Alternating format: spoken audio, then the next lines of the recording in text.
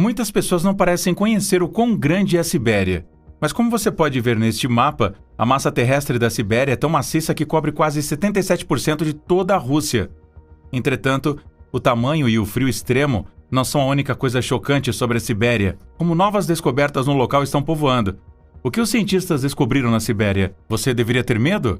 Neste vídeo nós trazemos para você a terrível descoberta dos cientistas congelada sobre a Sibéria.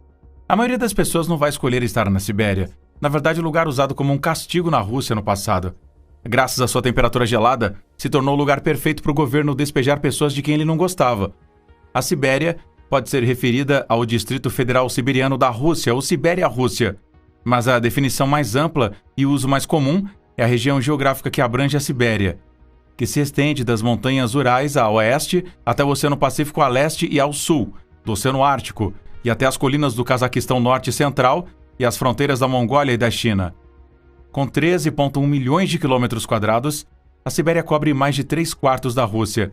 É 20 vezes o tamanho da França e 50 vezes o tamanho do Reino Unido. De fato, a Sibéria tem uma área terrestre maior do que qualquer outro país do planeta e responde por quase 10% da área terrestre do mundo. A Sibéria compreende 77% da área terrestre da Rússia, mas apenas 27% da sua população, ou seja, um pouco menos de 40 milhões de pessoas. As condições de vida na Sibéria são duras, e muitos jovens frequentemente migram para outras partes da Rússia ou para o exterior. Portanto, espera-se que a população diminua gradualmente. Alguns dizem que o nome Sibéria vem da antiga palavra túrquica, terra adormecida ou bela terra, enquanto outros dizem que significa terra selvagem, e ainda outros dizem que vem da palavra russa severo, ou norte. Independentemente da origem do nome, a Sibéria permanece um lugar frio do qual as pessoas estão fugindo. Os russos conquistaram o Khanat da Sibéria e todo o norte da Ásia, uma área muito maior que o antigo Khanat, que agora é conhecida como Sibéria, nos séculos 16 e 17. Mas como é realmente o clima na Sibéria? Bom, você pode dizer que é sinônimo de frio. O inverno certamente faz jus à sua reputação, porque de novembro a fevereiro, toda a Sibéria é coberta por uma neve brutal, com até 80 centímetros de profundidade. Durante alguns meses do ano, o lago Baikal está completamente congelado, então você não só pode andar por lá, mas também é comum dirigir por lá. Entre os lugares para visitar na Rússia, a Sibéria se destaca pelos seus desafios climáticos. Na Sibéria, a temperatura cai para menos 40 graus Celsius. Em alguns lugares, pode chegar a menos 60 graus Celsius, como em Oymyakon, a cidade mais fria do mundo permanentemente habitada. Mas isso não significa que não haja verão na Sibéria. Apenas que tem apenas 3 meses de duração e a temperatura pode chegar a 40 graus Celsius, dando à região uma das oscilações de temperatura mais extremas do mundo. Ninguém aprecia tanto o verão como as pessoas da Sibéria. A maioria dos siberianos são russos ou ucranianos russificados. Além deles, os grupos aborígenes constituem cerca de 1/20 da população. Os Buryats são o maior grupo indígena da Sibéria, com a maior vivenda em sua terra natal, a República Buryat. A Sibéria não pode escapar da sua história atroz. Se você já ouviu falar desses termos antes, Katorga, Silka e Gulag, todos eles são termos associados com exílio e campos de trabalho forçado na Rússia soviética, muitos dos quais estavam localizados na Sibéria. Gulag era a agência governamental responsável pelos campos de trabalho forçado soviéticos e era o principal instrumento de repressão da União Soviética. Katorga era a punição mais severa, geralmente era uma década ou mais na prisão sob trabalho forçado, o que muitas vezes resultava em morte.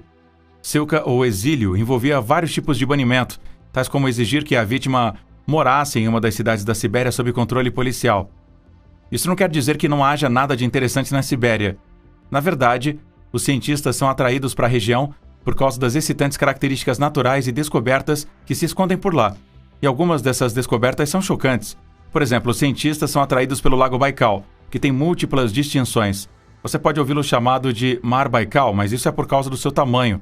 O corpo de água é tecnicamente um lago. O Lago Baikal é o lago mais profundo e mais antigo do mundo. Se pudéssemos medir a profundidade do lago, do topo das montanhas circundantes até o fundo do lago, seria de 12.977 metros. Isso é cerca de 50% mais alto que o Monte Everest. O Lago Baikal também tem o lago mais espesso do mundo, 8.500 metros de fundo.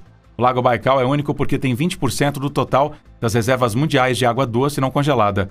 E quando o lago congela no inverno, ocorre um fenômeno incrível. O gelo se torna transparente, dando a aparência de gelo turquesa. A Sibéria é um bem importante para o governo russo, pois a grande maioria do petróleo bruto e do gás natural russo tem origem na Sibéria Ocidental, onde as reservas naturais cobrem mais de 2 milhões de quilômetros quadrados. Na verdade, a Rússia pode agradecer à Sibéria por ser um dos maiores exportadores de gás natural do mundo. Você ficaria surpreso em ouvir que, há tanto tempo, os cientistas dizem que humanos têm habitado a fria Sibéria. E o que exatamente levou os cientistas a esta descoberta? Um par de dentes.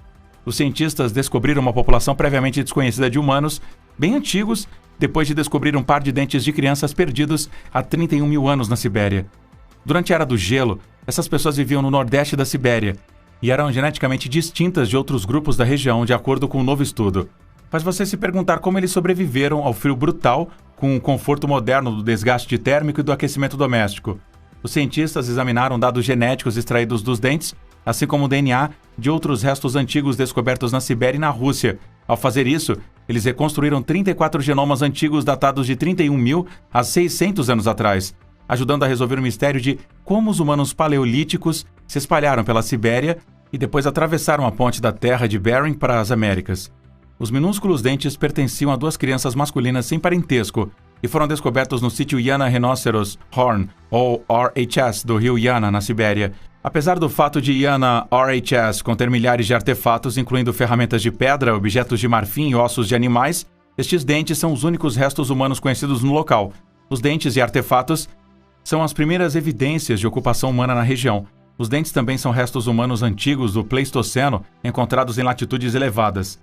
Apesar do fato do local do rio Yana estar no nordeste da Sibéria, o DNA dos dentes revelou que estes antigos siberianos do norte eram distantemente parentes de antigos caçadores-coletores da Eurásia Ocidental e provavelmente chegaram à Sibéria pouco depois que os asiáticos divergiram dos europeus.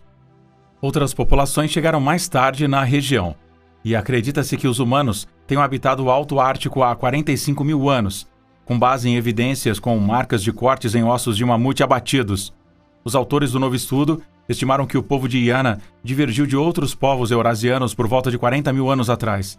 O DNA antigo também pode fornecer vislumbres fascinantes de como os antigos siberianos do norte podem ter vivido, pois os padrões de diversidade genética podem fornecer informações sobre o tamanho da população e a organização social. O povo de Yana pode ter vivido em um grupo de até 500 pessoas e não há evidências de consanguinidade com crianças. Os pesquisadores determinaram que os humanos povoaram a Sibéria em pelo menos 3 grandes ondas migratórias, com base em evidências de dados genéticos. Os extintos antigos siberianos do norte foram os primeiros a chegar do oeste, seguidos por 2 ondas migratórias do leste da Ásia. A terceira dessas ondas foi a neo-siberiana, para a qual muitos siberianos modernos podem rastrear os seus ancestrais. Pessoas dos 2 grupos do leste asiático se casaram com descendentes dos antigos siberianos do norte há cerca de 18 mil a 20 mil anos. Um crânio parcial descoberto perto do rio Kolyma da Sibéria, há cerca de 10 mil anos, mostra semelhanças genéticas com os antigos siberianos do norte e o grupo do leste asiático, que se tornou ancestral dos nativos americanos. Isso sugere que o grupo anteriormente desconhecido da Sibéria estava envolvido na reprodução cruzada que resultou na migração dos humanos para a América do Norte. Com certeza, muitos norte-americanos prefeririam não ter conhecimento. Se você ficou chocado com o tempo de vida dos humanos na Sibéria, espere até ouvir a próxima descoberta. Na verdade, sinta-se livre para entrar em pânico enquanto os cientistas revivem o vírus zumbi que permaneceu congelado por 48.500 anos na Sibéria. O novo estudo conduzido pelo Centro Nacional Francês de Pesquisa Científica Microbiológica, o Jean-Marie Olympic, examinou amostras coletadas do permafrost na província russa da Sibéria. Os cientistas foram capazes de despertar 13 novos vírus, chamados de vírus zumbis, e a partir destes, incluindo um que permaneceu infeccioso após mais de 48.500 anos, na permafrost, hein? Talvez os cientistas devam desacelerar um pouco, né? Os vírus estudados foram capazes de infectar a Cantamoeba, um organismo vivo microscópico e unicelular. Ele é escolhido como isca de vírus, porque eles são apenas onipresentes em solos e águas frescas e marinhas, mas também em piscinas, torneiras, drenos, aquários, esgotos, banhos de hidroterapia, sistemas de resfriamento, ventiladores, unidades de terapia intensiva, só para citar alguns. E elas sugerem que o vírus liberado do permafrost poderia representar um risco futuro para populações animais ou humanas, especialmente diante de mudanças inesperadas e rápidas causadas pela crise climática. É possível que esses vírus serão infecciosos após serem expostos a condições externas como luz UV, oxigênio e calor, e como eles serão prováveis de encontrar e infectar o hospedeiro adequado durante esse tempo. No entanto, o risco está fadado a aumentar no contexto do aquecimento global. à medida que esse degelo do permafrost se acelera e mais pessoas se mudam para o Ártico como resultado de empreendimentos industriais. Esse vírus foi separado de outro vírus jumbo, que foi descoberto anteriormente na Sibéria por pesquisadores do mesmo instituto francês. O antigo patógeno foi descoberto a 30 metros de profundidade no solo congelado. Ele é classificado como um vírus gigante e é conhecido como Pitovírus sibericum. Estes são grandes e podem ser vistos sob o microscópio, ao contrário de outros vírus. Esse mede 1,5 micrômetros de comprimento e é o maior já descoberto. A última vez que ele infectou algo foi há mais de 30 mil anos, mas ele ressuscitou, e isso no laboratório. Ele ataca amebas, que são organismos unicelulares de acordo com os testes. Os pesquisadores advertem que outros patógenos mais mortais podem ser trancados no permafrost da Sibéria. De acordo com pesquisadores, esta região está sob ameaça. Na verdade, eles dizem que é uma receita para o desastre. O permafrost recuou e encolheu de espessura desde os anos 70, e as projeções de mudanças climáticas indicam que ele irá encolher ainda mais. Ele também se tornou mais acessível e seus recursos naturais estão sendo procurados. Se começarmos as explorações industriais na Sibéria, por exemplo, as pessoas começaram a se mover em torno das camadas profundas do permafrost. Essas camadas antigas são penetradas através da mineração e da perfuração, e é aqui que reside o perigo. Uma única infecção de um trabalhador mineiro pode colocar todo o planeta em apuros. Um bom exemplo é a varíola, que pensamos ter sido eliminada em todo o mundo. Um vírus adormecido que pode se tornar ativado, transportado, onde ele pode infectar outros humanos. Longe dos vírus, os cientistas puderam aprender sobre uma civilização há muito perdida na Sibéria, graças a uma série de descobertas de múmias na paisagem congelada. Uma das múmias encontradas em um local chamado Azan II pertenceu aos guerreiros nômades, conhecidos como Scythians, dos antigos gregos, e mostra a sua morte dolorosa. Seu corpo e outras múmias descobertas forneceram mais detalhes sobre aspectos dos estranhos costumes dos Scythians. Os Scythians eram uma rede de tribos culturalmente semelhantes que variavam da Sibéria ao Egito há quase 3 mil anos e se desvaneceram por volta de 100 d.C. Os Scythians nunca constituíram um império e são descritos como nômades assassinos pelo historiador grego Heródoto. Os cientistas dizem que o guerreiro morto sobreviveu a um golpe de flecha profunda e como ele conseguiu sobreviver, mesmo após um curto período de tempo, foi milagroso. A ponta de flecha com 3 barras, que provavelmente foi lançada por um adversário a cavalo, estilhaçou o osso abaixo do seu olho direito e ficou firmemente embutida em sua carne. Estudando o corpo, era evidente que o ferimento do homem não foi o seu primeiro pincel com a morte. Ele tinha sobrevivido a um golpe de espada na parte de trás do crânio quando era mais jovem. Mas essa última lesão foi diferente. O homem provavelmente estava implorando pela morte. Os pesquisadores pintam um quadro de uma operação bruta que ocorreu há 2.600 anos nas estepes siberianas, segurando o crânio da vítima em uma mão e uma réplica da flecha mortal na outra. Seus companheiros cortaram sua bochecha e tentaram remover fragmentos do osso com uma pequena serra, mas não tiveram sucesso. Era uma tentativa final e fútil de libertar a ponta da flecha. Um antigo cirurgião esmagou o osso com um cinzel. O homem morreu horas ou um dia depois. Pesquisadores também foram surpreendidos quando descobriram um túmulo contendo os corpos de 26 homens e mulheres, a maioria dos quais aparentemente tinham sido executados a fim de seguir o governante até a vida após a morte. Que azar, hein? O crânio de uma mulher tinha sido perfurado 4 vezes com uma picareta de guerra, e o crânio de outro homem tinha lascas de taco de madeira que tinha sido usado para matá-lo. O túmulo também continha os esqueletos de 14 cavalos, mas mais impressionante foi a descoberta de 5.600 objetos de ouro, incluindo um colar de 3 libras e um manto cravejado com 2.500 pequenas panteras de ouro. Não tão espetacular foi outro túmulo sepulcral. Ele continha a múmia de um guerreiro em plena regalia, seu corpo parcialmente mumificado pelo chão congelado.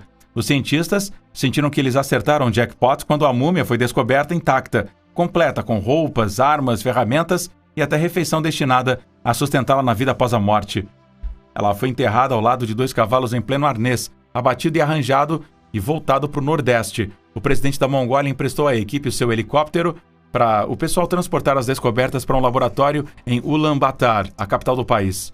Uma camada de gelo formada pela água infiltrada na cova e congelada contra o permafrost abaixo, antes da sua cova ser aberta. A múmia havia sido desidratada ou dessecada pelo gelo da sepultura. Estas múmias mostram sinais de embalsamento primitivos, como órgãos internos sendo removidos e substituídos por gramíneas. Mas a combinação de gelo e preservação intencional produziu espécimes que eram notavelmente resilientes. Os dentes da múmia são cercados por ossos sem caroço, incluindo uma doença gengival dolorosa causada por uma dieta rica em carnes e laticínios, mas pobre em frutas e vegetais. Quando morreu, ele tinha entre 60 e 65 anos de idade. Era magro e tinha aproximadamente 1,5 metros de altura. Ele havia quebrado seu braço esquerdo em algum momento, possivelmente em uma queda. Anos de batidas na cela causaram osteoartrose em suas vértebras. As articulações dos braços e ombros, que estão muito desgastadas, atestam seu uso pesado. Esse tipo de osteoartrose e danos nas articulações é comum entre pessoas que trabalham com cavalos selvagens. A partir de 800 a.C., os cítaros varreram as estepes da Ásia Central e, em poucas gerações, sua arte e cultura se espalharam muito além das estepes da Ásia Central. Façanhas aí dos cíticos aterrorizaram os antigos gregos e persas. Heródoto descreveu suas práticas de enterro violentas que incluíam sacrifício humano. E a descoberta de Arsênio II confirma esses rituais alimentados por drogas. Você não gostaria de tê-los como vizinhos? Mas não são só essas descobertas chocantes na Sibéria. Os cientistas realmente descobriram um meteorito na Sibéria que contém cristais naturalmente impossíveis. Eles descobriram um pequeno grão de mineral extraterrestre em uma caixa obtida do Museu Italiano de História Natural em Florença, na Itália, que se formou logo após o nascimento do nosso Sistema Solar, há 4,5 bilhões de anos. O mineral originou-se em uma área próxima às montanhas Koryak, no leste da Sibéria, e foi entregue à Terra por um meteorito conhecido como Katsirka. Este último só foi descoberto depois que pesquisadores retornaram à área em 2011 em busca de minerais exóticos. Devido às suas propriedades estruturais únicas, essa nova rocha foi designada como quase-cristal. Por fora, um cristal quase-cristal se parece com um cristal normal, mas o interior é visivelmente diferente. Essas lattices atômicas dentro do cristal quase-cristal são ordenadas e diversas, exibindo uma gama de formas nunca antes vistas em uma substância. Entre 1982 e o presente, laboratórios produziram mais de 100 versões sintéticas destes minerais. Essas formas eram teoricamente impossíveis de acordo com ideias aceitas sobre as leis naturais. Anteriormente, as únicas coisas descobertas eram cristais, que têm padrões rigidamente repetitivos, e os chamados sólidos normais, que são compostos de átomos dispostos em qualquer ordem. A amostra de quase-cristal foi descoberta em uma caixa do Museu Italiano por Paul Steinhardt. Ele e uma equipe confirmaram a estrutura única da minúscula rocha da Sibéria. Eles foram capazes de estabelecer com quase certeza que ele tinha chegado à Terra de algum outro lugar no Sistema Solar. A análise de Steinhardt revelou que o mineral estava incrustado no Stichthovet, outro mineral. Essa rocha derivada de meteoritos e o seu cerco de quase-cristal indicou que ambos os minerais foram formados por um processo de alta pressão, mais ou menos ao mesmo tempo, dentro de um meteorito que eventualmente aterrissou nas florestas da Sibéria. A descoberta de que a proporção de isótopos de oxigênio dentro do quase-cristal não era consistente com as proporções encontradas na Terra só poderia ser explicada se o quase-cristal fosse criado fora do planeta, acrescentando peso à sua conclusão. E tiveram uma amostra fresca da rocha de meteorito Katsirka após procurarem na área da península Kamchatka, perto das montanhas de Koryak, e eles realmente encontraram. Alumínio, cobre e ferro foram descobertos nos 3 quase-cristais. O terceiro quase-cristal descoberto tem uma estrutura única que ainda não foi sintetizada em laboratório, destacando o hábito persistente da natureza de produzir mais novidades do que esperamos ou imaginamos ser possível. E falando em meteoros, os cientistas descobriram novos fatos sobre o meteoro que explodiu milhões de árvores no início do século XIX. O evento atualmente destrutivo tinha intrigado pesquisadores por mais de um século. Enquanto isso, a nova explicação para a explosão maciça que abalou a remota floresta siberiana em 1908 é ainda mais estranha. O evento, chamado de Tunguska, aplainou mais de 80 milhões de árvores em segundos em uma área de quase 800 milhas quadradas ou 2.000 quilômetros quadrados, mas incrivelmente nenhuma cratera ficou. Muitos acreditavam que o culpado era um meteoro que explodiu antes de impactar o solo. Entretanto, depois da explosão, um cometa ou asteroide muito provavelmente teria deixado para trás fragmentos rochosos, e nenhum remanescente de armas de fogo de um visitante cósmico jamais foi descoberto. Um grupo de pesquisadores propôs uma solução: um grande meteoro de ferro lançado em direção à Terra, aproximando-se o suficiente para causar uma enorme onda de choque. Mas o meteoro então se afastou do planeta sem se romper, a sua massa e seu impulso o impulsionando ainda mais para o espaço. Na manhã do dia 30 de junho de 1908, o céu sobre a Sibéria se incendiou tão brilhantemente e quente que uma testemunha de pé de dezenas de quilômetros de distância, de acordo com Vladimir Pariev, coautor do novo estudo Tunguska e pesquisador do Instituto Físico P.N. Lebedev da Academia de Ciências Russa em Moscou. A luz brilhante foi seguida por uma explosão que quebrou janelas e derrubou pessoas em uma cidade a mais de 60 quilômetros de distância. Outra testemunha diz que o céu foi dividido em 2 e toda a parte norte do céu apareceu coberta de fogo bem acima da floresta. De acordo com a NASA, a energia liberada pela explosão foi posteriormente estimada pelos cientistas como sendo 185 vezes maior que a da bomba atômica lançada sobre Hiroshima em 1945. As explicações para a explosão incluíram erupções vulcânicas e acidentes de mineração, mas essas afirmações não foram apoiadas por evidências físicas. Outras sugestões posteriores foram mais especulativas, como um OVNI que caiu ou um buraco negro. A explicação científica mais amplamente aceita é que um asteroide rochoso, ou cometa, entrou na atmosfera da Terra e depois se desintegrou com um estrondo de 3 a 6 milhas, mais ou menos 5 a 10 quilômetros acima do solo. A explosão poderia ter espalhado o solo com detritos rochosos, o que nunca foi descoberto. Em comparação, o meteoro que explodiu sobre Chelyabinsk, na Rússia, em fevereiro de 2013, foi descoberto com fragmentos dentro de uma semana. Os pesquisadores decidiram adotar uma abordagem diferente. E se o meteorito Tunguska fosse feito de ferro ao invés de rocha? O meteorito de ferro maciço poderia pastar na atmosfera da Terra, gerando uma poderosa onda de choque e então se libertar da atração gravitacional do planeta e escapar sem se fragmentar.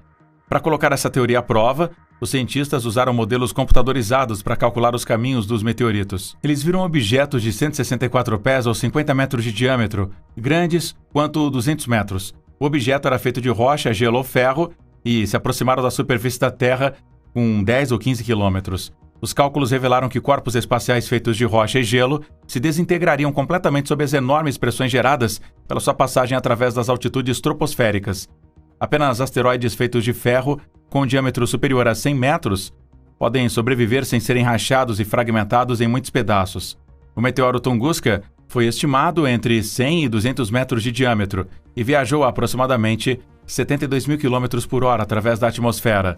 O meteoro teria perdido parte da sua massa durante esta passagem ardente. O ferro derramado por um meteoro viajando a velocidades tão altas teria escapado como gás e plasma, oxidado na atmosfera e depois se dispersado no solo, se tornando quase indistinguível dos óxidos de ferro terrestres.